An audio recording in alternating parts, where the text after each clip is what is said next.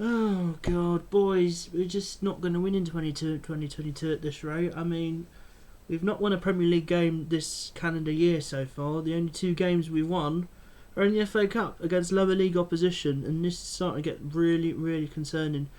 All I will say before I start this video is, what the fuck are you doing, Tyrick Mitchell? What the fuck are you doing? Just standing there. You're just standing there allowing Ziyech the chance to fucking score. What are you doing? Somebody tell me what the fuck he's doing there. And Butland, why the fuck are you beating through your legs, mate? It's not good enough. You're beating at your near post. It's not good enough. And Klein, you should be stopping that cross. Right, come on. It's not difficult. Like, we had no shots on target all afternoon. That was just absolutely pathetic. It was not good enough, that performance. And these boys need to seriously wake up.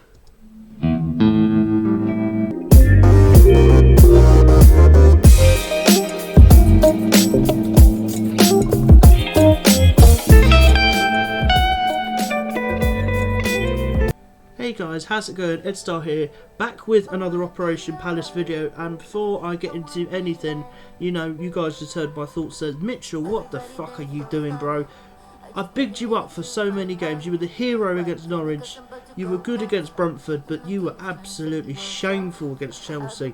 You just stood there, he just stood there and allowed Ziyech the chance to score. You just don't do that. That is just criminal defending. I know he's young, and I know he's getting more experience, but that is something you just do not do. It's just not. That's criminal defending, and it was just not good enough. The one thing I was very happy to see was Joel Ward getting dropped. I don't know what it was for, but thank God for that. At fucking last, he is listening to the fans, and I mean, he's just shit, isn't he? Let's just be honest. Gonna get into my player ratings very shortly, but you know, not many of these ratings are going to be very high, if I'm honest with you. I mean, especially in the frontline areas, you know, it was really poor, really poor. I'm going to start off. I'm not actually going to start off with Guaita in goal because he got injured. Well, he came off injured apparently.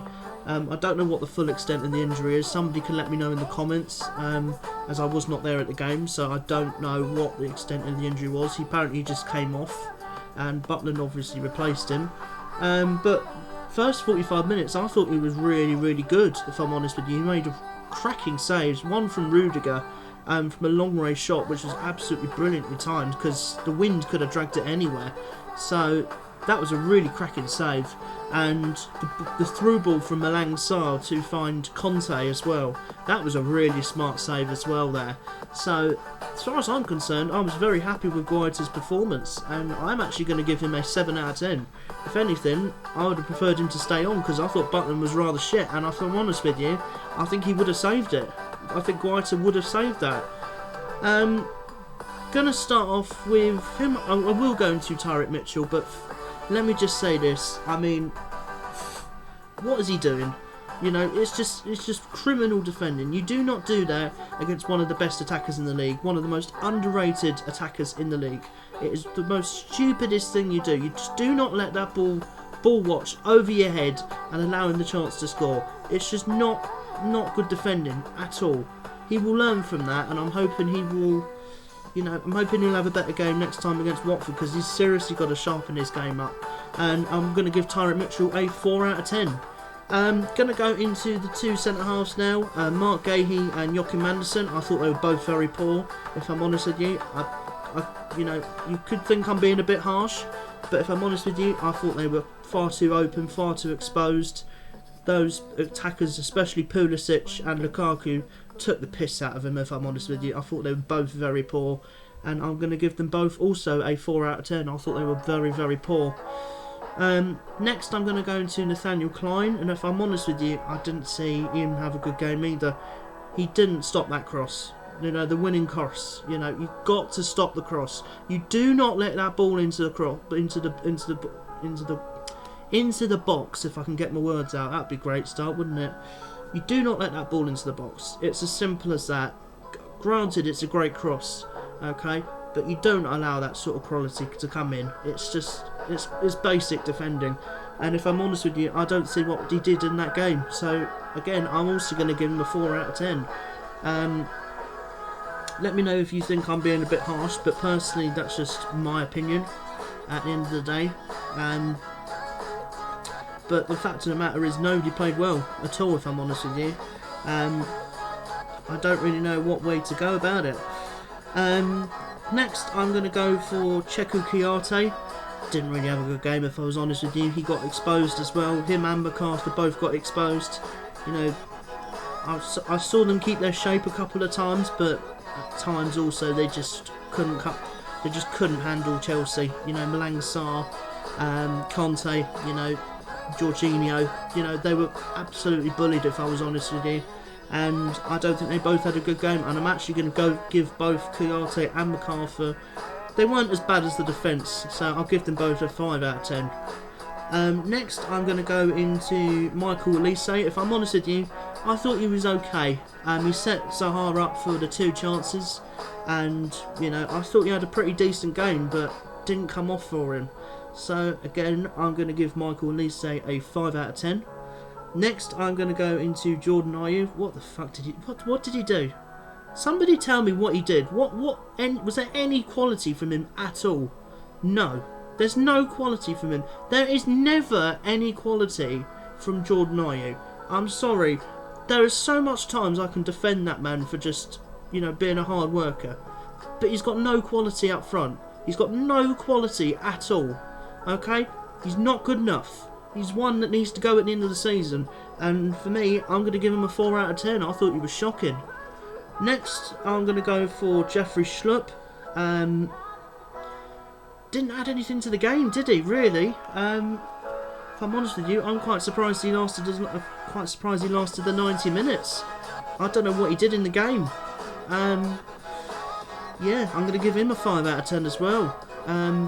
Yeah, I probably think I'm being a bit harsh with these ratings, but for me personally, I don't see how any positive can come from this game. And then the last man is Wilfried Zaha. He missed 2 absolute sitters. The one that Elise played through in the first half, you've got to score. You've got to at least put it on target. It's criminal. He's one of our most dangerous players, and you can't even get it on target. That is just pathetic. I mean, and then late on, when Chelsea did get their 1-0 win, Zaha had a chance as well, and he skewed it across goal. What is he doing? Just put it on fucking target. It's not difficult. I get that Chelsea are really trying to close you down, but at least put it on target. At least give Edouard Mendy something to do, because he could have got a park bench, could have put a newspaper up, and he could have read a newspaper. It was just absolutely fucking shameful finishing. It was just rubbish. And if I'm honest with you, I'm going to give him a 4 out of 10 just for that finishing. The finishing was terrible. Only player to come on was for Butland. Butland came on for Guaita at half time, and he was beaten at his near post. And I cannot stand when keepers are beaten at their near post, because I just think, that what are you doing with your life? You know, you've come on, you're trying to make an impact, and if I'm honest with you, you know, he made a good save from Lukaku in the second half. You know, the offside VAR thing, and you know, couldn't do anything about the rebound, but Lukaku was offside, luckily, so thank God for that. So I don't really know what to say. I'm very disappointed with the manner of the defeat, if I'm honest with you. We were so close to getting a result out of this game, but these boys have seriously got to sharpen up. I mean, these next 2 games in particular, you know, I said the same with Norwich and Brentford. We only picked up 2 points. Come on, boys, you're better than this. You're absolutely better than this. And, you know, Watford and Burnley, we've got to expect at least 4 points out of those 2 games. If we don't get a win out of those 2 games, we could be seriously dragged into the relegation fight. And I do not want to be dragged into a relegation fight, because I think we're far too good. Well, I wouldn't say we're far too good. I just don't think we should be entailed into a relegation fight, because we've got a quality squad.